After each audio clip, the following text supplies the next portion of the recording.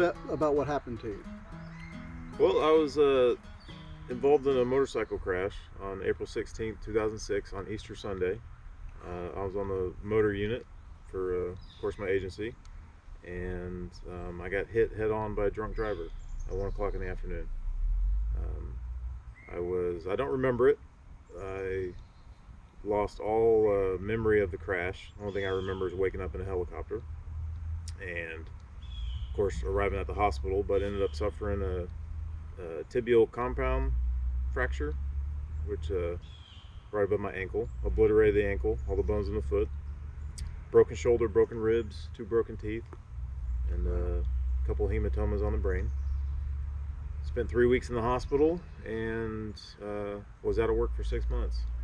And then I was able to do the rehab and physical therapy and made it back to work in December of 2006. And just kept working and staying on the job. And then my foot kept, I guess you can say, deteriorating. Mm-hmm. Joints were failing, severe arthritis. So in 2010, I opted to fuse my ankle. And that did relieve some of the pain that I was having and issues. And then the doctor warned me that if I did a lot of activity, the other joints in my ankle would fail, and ultimately they did. Went through multiple other surgeries trying to repair it / fix it / temporarily relieve some of the pain. And then 11 years of doing that, I decided to ultimately amputate my left foot.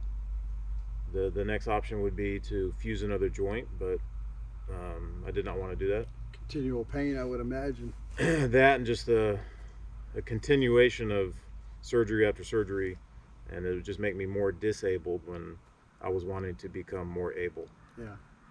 So deciding to amputate my left foot was the most difficult yet easiest decision I think I made in my life.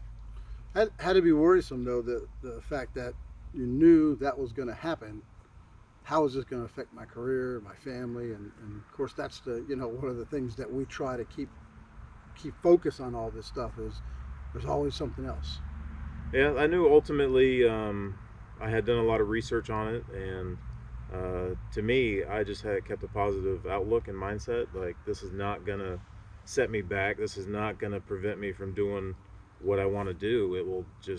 It'll improve me. Do it differently. Do it differently. Be able to adapt. And so far, I feel now I am better at work and more capable doing my job than I was with my foot. The motivation was certainly there, and that doesn't happen with a lot of people. A lot of people get that struggle of how am I going to go from here? What am I going to do from here? And that's kind of what we try to do is to let our guys know that are injured that even if you're put out of work, that's not the end. I mean, we have things we can do and go on from there. And I'm glad that we met. I'm thrilled to death to know you've gotten to the point you have, and I would have never known it. Yeah, I appreciate it. I'm definitely glad we met. Also, I kind of wish I met you guys back in 2006. Back in 2006, it would have been awesome. There was no foundations or anything like that help officers in need, and definitely awesome. And really love what you guys are doing. So we're picking the stands for tomorrow morning. Once again, we're back up here at the Southern Country Hunt Club with you and Miss Pat taking care of us like you guys do. The food is what you cook for us is just absolutely amazing. We can't thank you enough. We have this plaque for you in recognition of your support and contributions for the Hometown Heroes Alliance, for everything you've done for us in the last couple of years. Just can't tell you how much we appreciate all the help that we get. Well, enjoyed having you. And all the weight I gained from all the great food we had. I'm glad you enjoyed it. This year we're hosting Jimmy My pleasure. from Winter Gardens. Appreciate it. And just can't thank you guys enough. Right. Thank Well, you. thank you. Appreciate it. Well, hang it Enjoy up. having you. Display it.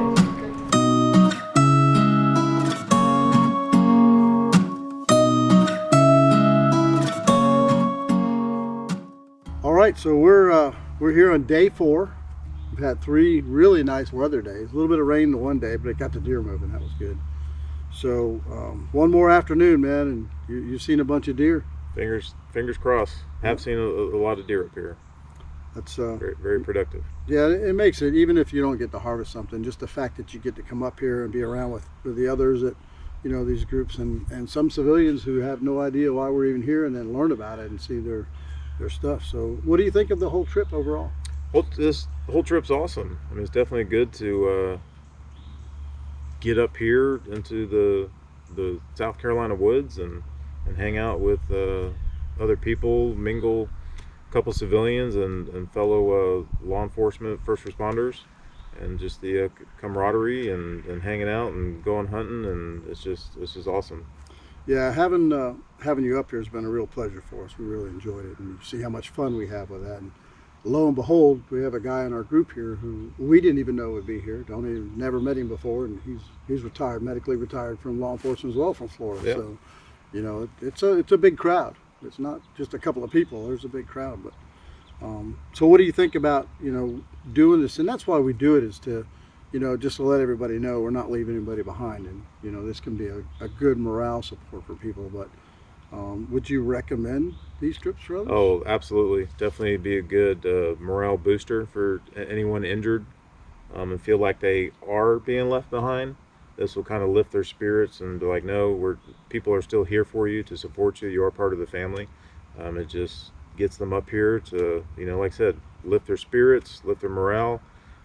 Say, hey, there are other people like me, or that are other people that are going through the same things I'm going through, and this will just kind of help spark that fire, I guess, to get things going. Well, in a previous conversation that we had, you mentioned something about you wish there was organizations around like this in 2006. Yes. Do you think that would have helped you get further down the road, maybe quicker, or just emotionally? Had we been there, or somebody else been there, to say, hey man, it's okay because we're here with you? Yes, that definitely would have helped, because there's really nobody else that I knew that was in that situation at the time that I was going through. So actually having someone there that could help, with just financially come by to cut the grass, just helping us with any needs, or just helping with someone to talk to. Yeah. Definitely would have been a tremendous help for me when going through that situation after my crash. One of the things we see a lot of is that there's a big rush at first when somebody in our line of work, any first responder, fireman, policeman, whatever the case is, as soon as they're injured, there's a big rush. Everybody runs in, throws a bunch of money at them, and cuts their grass for them the first day. And then, in your case, you could probably speak to that better than some others we've talked to. But there's a breaking point when all of a sudden it's like, hey, where'd everybody go? Yes. Did you feel that? Yes. It was, like you said, the rush in the first month or so, then it kind of dies off and dwindles away, all the phone calls and stopping by and checking up on you. So that's where first responders that are in that situation can definitely feel that they're being left behind in those situations where the communication just gets less and less. Yeah, we don't know really why that is, other than the fact that I do believe in a lot of cases that when we see the first responders that are medically retired, that are injured, have the signs, the scars, the marks, and the emotional problems that that occur with that some of us think, man, that could be me, and you don't want to keep being reminded every day I go to work that could happen.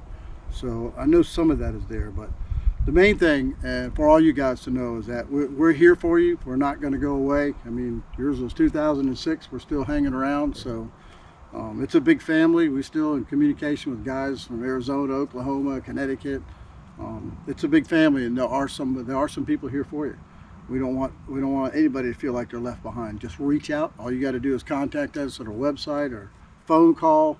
We're always here. So now that you're part of the family, you can relate to it. I'm sure other people that have been in a situation. So yes, you can always say, hey, give these guys a call, give them a talk.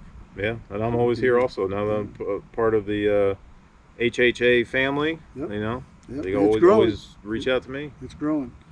So anyway, make sure you go to our website at hometownheroesalliance.org. You can find us on Facebook at Hometown Heroes Alliance. You can also find us at a YouTube channel. And thanks to Tammy, our new social media advisor, all kinds of Twitters and Instagrams and all the stuff that I'm too old to figure out how to do. Yeah, TikTok. That's the big one. So anyway, check us out. Let us know. You know somebody that needs help. You know somebody that could use an emotional boost. Give us a call. Give us an email, and let's get it done. Hell, we may even take Jimmy fishing with us. Let's do it. I'm ready. All right. Well, thanks for coming up here. We appreciate it. We've had a blast with you, man. Yep. Yes, sir. Thank you, Jeff. Maybe you can get something this afternoon and we'll get it done. Hope so.